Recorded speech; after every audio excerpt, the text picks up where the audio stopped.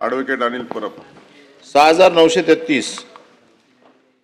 सभापती महोदय, छापल्याप्रमाणे. सभापती महोदय, मुंबईमध्ये सध्या वायू प्रदूषणाचा विषय अतिशय गंभीर आहे.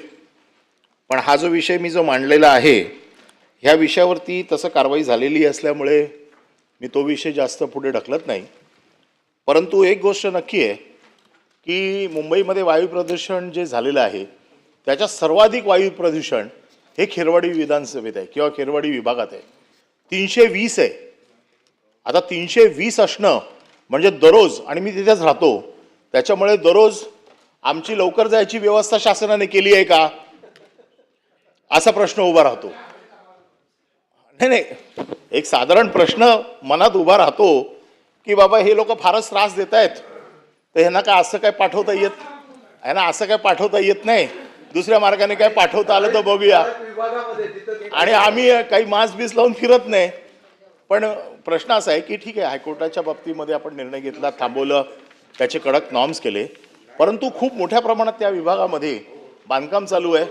त्या विभागामध्ये मेट्रोचं बांधकाम चालू आहे, त्या विभागात बुलेट ट्रेनचं बांधकाम चालू आहे, त्या विभागात शासकीय आणखीन बिगर शासकीय अशी सगळ्या प्रकारची शासनं आहे. बांधकाम बंद व्हावीत अशी आमची बिलकुल इच्छा नाही आहे. फक्त त्याचे नियम हे थोडेसे कडक करावेत आणि जे नियम पाळणार नाहीत त्यांच्यावरती कठोर कारवाई करावी, आणि ती कठोर कारवाई आपण करणार का, एवढाच माझा प्रश्न. निश्चितच सभापती महोदय, ही कठोर कारवाई आम्ही करणार. स्वतः सन्माननीय सदस्यांनी सांगितलं की याच्यावर ऑलरेडी कारवाई झालेली आहे.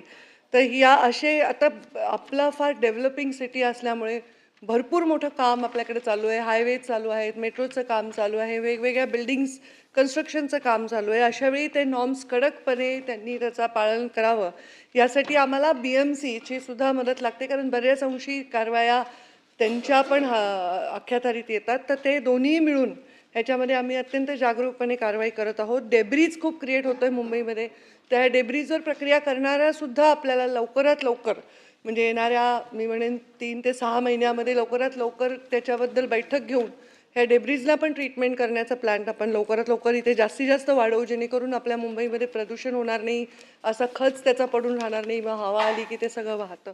त्याचबरोबर आत्ताची परिस्थिती, जी प्रदूषणाची परिस्थिती आहे, मी माझ्या म्हणजे विनंती करेन की आत्ता खेरवाडीमध्ये किती प्रदूषण आहे हे आपण लगेच तपासू शकतो. त्याच्यामुळे आता आपण ज्या सभागृहात बसलो इथे किती प्रदूषण आहे आपण तपासू शकतो. पण ह्याची ऑथेंटिसिटी काय आहे, तर आपण आपला जे ॲप आहे, जे CPCB MPCB मधून आम्ही जे डेव्हलप करून आम्ही मॉनिटर करतोय रेग्युलर, ते आपलं ऑथेंटिक रीडिंग देणारं ॲप आहे. बऱ्याच नाही, मी आपल्यावर शंका नाही उपस्थित करेन, मी जनरल सभागृहासाठी माहिती देते.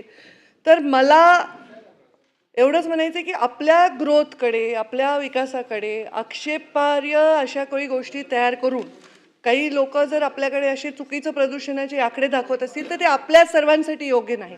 त्यामुळे जर आपल्याला ऑथेंटिक आकडे हवे असतील तर आपण MPCBच्या ह्याच्यातनं ते पाहावे, जेणेकरून तिथे आम्ही तात्काळ योग्य कारवाई करू. आणि आपण जे म्हणताय ती आम्ही कारवाई केली, आणि भविष्यात देखील कोणतेही बिल्डिंग्स, कोणतेही कन्स्ट्रक्शन वर्क, कोणतेही डेव्हलपमेंट वर्क जिथे प्रदूषणाची परिस्थिती निर्माण होईल तिथे तात्काळ कारवाई करू. ती कारवाई करण्यासाठी आम्ही जागरूकही आहोत आणि आमचं कन्सर्नसुद्धा तोच आहे. प्रदूषणाची आत्ताच्या परिस्थितीबद्दल फक्त मी एक सांगू इच्छिते की आता जे वेदर असतं आफ्टर विंटर आणि आता फेब्रुवारीपर्यंत, त्या वेदरचाही हा परिणाम असतो, जे आपल्याला असं एक डेन्स दिसतं किंवा स्मॉगी दिसतं, तोही एक मोठा परिणाम आहे. त्याचंही सायंटिफिक इव्हॅल्युएशन करून मी बोलते आहे. त्याचा पूर्ण रिपोर्ट आम्ही मागवला आहे. इंडियन मेट्रोलॉजिकल डिपार्टमेंटनी तो रिपोर्ट आम्हाला दिलेला आहे. ह्याच्यामध्ये समुद्र पातळीवरचं प्रेशर हे वाढल्यामुळे, आपल्याकडची ह्युमिडिटी जास्त असल्यामुळे, टेम्परेचर कमी असल्यामुळे सुद्धा हे आपल्याला क्लॅरिटी न दिसणं किंवा असं एक ढगाळ वातावरण दिसणं हा पण एक परिणाम दिसतो. पण प्रदूषणाच्या बाबतीत जर कोणी नॉर्म्स पालन करत नसेल तर त्यांच्यावर नक्कीच आम्ही कारवाई करू. भाई जगताप. सभापती महोदय, एक